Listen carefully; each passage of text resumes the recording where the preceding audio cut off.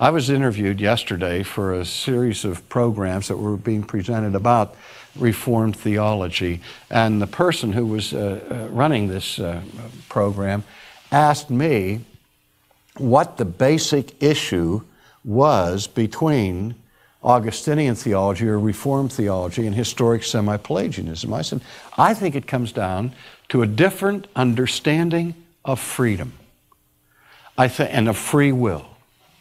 I think the principal problem that people have with divine sovereignty, with divine election, is immediately they say, well, we believe that man has free will. Well, I don't know any Augustinian in all of church history who didn't strongly affirm that we have free will. We are volitional creatures. God has given us minds and hearts, and He's given us wills. And we exercise that will all the time. We make choices every minute of the day. And we choose what we want. We choose freely. Nobody's coercing us, putting a gun to our head.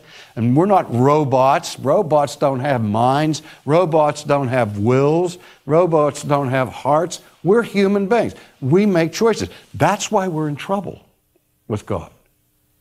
Because the choices that we make in our fallen condition are sinful choices. We choose according to our desires, which are only wicked continuously, the Bible tells us.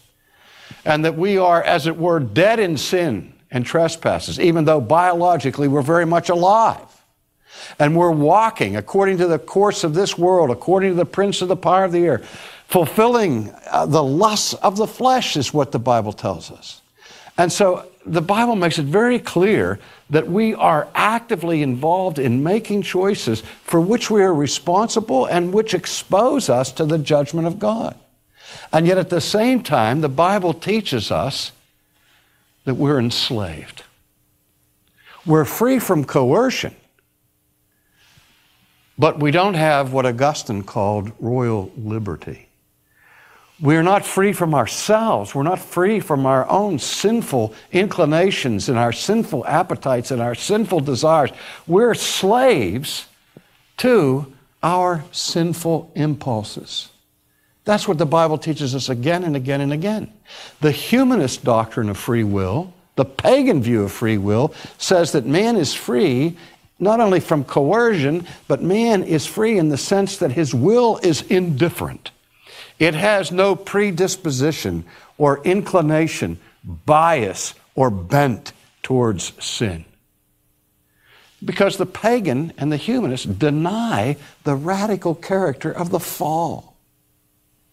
But the Bible teaches us that we are fallen creatures who still choose and make decisions, but we make them in the context of our prison of sin. And the only way we can get out of that prison is if God sets us free.